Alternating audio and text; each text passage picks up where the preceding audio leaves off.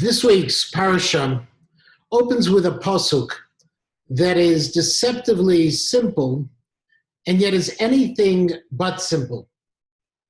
Because it's a pasuk which describes Moshe Rabbeinu's encounter with God, and yet beyond offering a time frame of when that encounter occurred, it contains no commands and no instruction. Instead, Vayedaber Hashem el Moshe, God spoke to Moshe, Achrei mot shnei bnei Aaron, following the deaths of Aaron's two sons, b'korvatam lifnei Hashem v'yamutu, when they drew too close to God and died. But what did God want Moshe to do? And what are we to do with this information?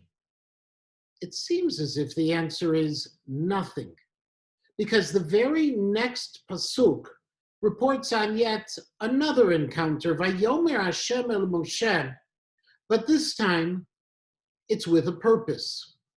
It is for Moshe Rabbeinu to warn his brother Aharon HaKohen not to enter into the inner sanctum of the Mishkan, v'lo yamut, lest he would die. So why is the first pasuk there? Why remind us Achrei mot? According to the Midrash, it's to drive the point home, to tell Aharon HaKohen, don't go in, remember what happened to your sons. But do you really think that Aaron needed to be reminded? Do you really believe that he could have ever forgotten the tragedy of his sons' deaths? Which may be why the Barbanel offered a different explanation. He wrote that Moshe Rabbeinu actually delayed these teachings to Aaron because he wanted to spare his brother the shame of being reminded of his sons' sins. The fact that they drew too close, but God pulled Moshe Rabbeinu back into the story. He reminded him what he had heard Achrei mot, immediately after the tragedy. And he told Moshe to tell Aaron what he needed to know, that he should not enter into the Kodesh HaKodashim, into that inner sanctum, whenever he wanted. And yet, today, I want to offer a third approach for your consideration.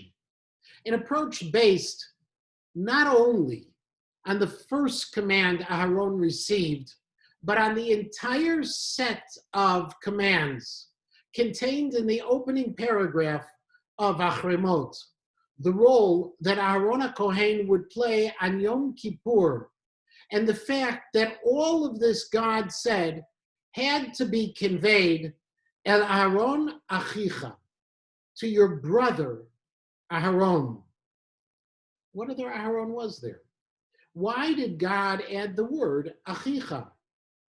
The answer offered by many was because what Moshe was about to tell Aharon was a lesson delivered with love, with the care and concern only a brother could offer to a sibling who was hurt and was in pain. And while the details of these instructions may have been of restrictions and obligations related to Yom Kippur, Moshe was doing much more.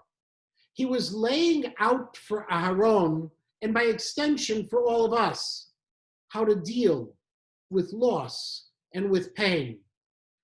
There stood Aharon, bereft of two sons, and he was unimaginably in pain. But even more, he was in a state of mourning. But in that state of mourning, this spokesman of the Jewish people was silenced. Vayidom Aharon. He was denied the ability to cry out in pain. And then Achrei mot. along came the person he may have been closest to in the entire world, his brother Moshe. And Moshe tells him not only what he can't do, but what he must do. The Avodat Yom Kippurim, the sacrifices and the procedures of Yom Kippur. What's the connection? And what is the lesson we can learn beyond the specifics of these mitzvot? I think that there are at least 4. The first is that when a person is suffering any kind of loss, what you have to do to help him or her is to help him or her return to life. That's the reason that the very first thing that happens after a funeral is a Sudat Havra'am, a meal literally of healing, because you need to move forward. You need to re-engage with the world. And that's why Shiva is a defined time. And that's why Shloshim is a defined time. And that's why the Yudbet Chodesh, the 12 months of mourning, is a defined time. Because when we suffer a loss, we need to mourn. We need to remember. But we also need to move forward. And so Moshe Rabbeinu is charged to tell his brother Aharon, you have work to do. You have to grieve their deaths, but you are still alive. And you have to lead a nation into Yom Kippur. Because Achrei Mot, there's still a purpose. And the second lesson is the kind of work Moshe charges Aharon to do. It's the kind of work that he must do for others, to lead the service of Yom Kippur, not only for himself, but for others. Because when you suffer a loss, there's an egotism that envelops you because of that pain you feel. And it becomes all about you. But when you tell people that they have obligations to others, you need to care for children, for siblings, for parents, for friends, they need you, then all of a sudden, it draws you out of your egotism and back into this world. We need to think of others. And the third lesson is not only one of purpose and one of looking outward to others, but that when you suffer, you're not alone. Because that's what Yom Kippur reminds us. It's about sin and forgiveness. It's about understanding that everyone makes mistakes, some that are minor and can be easily healed, and some that are grave and bear painful consequences. Because you're not the only one who is hurting. And you need to look around and see that this is part of life. And there is a lot of pain, and that you are not alone. And finally, there's a fourth lesson that I believe we can learn, that Achrei Mot, things can change. That just as tshuva is an integral part of Yom Kippur, change is an integral part of life. And it's within our own ability to make a difference, to bring about change and repair not only worlds, but our own lives as well. And tonight I remind you of these 4 messages, and not only that they apply to one who loses a loved one or suffers a loss that is searing and real, but it's also about our lives today, when all of us have lost the ability to be together, when we've lost our footing and are forced inside. We, you and I, are suffering as well. And to deny it is to deny ourselves the ability to rise above these challenges and find hope and healing. And so we need to find things in our lives that give us meaning and that connect us and make us realize that we're not alone and that things will change. For me, it's the opportunity to share words of Torah and find new audiences in this strange, new virtual world.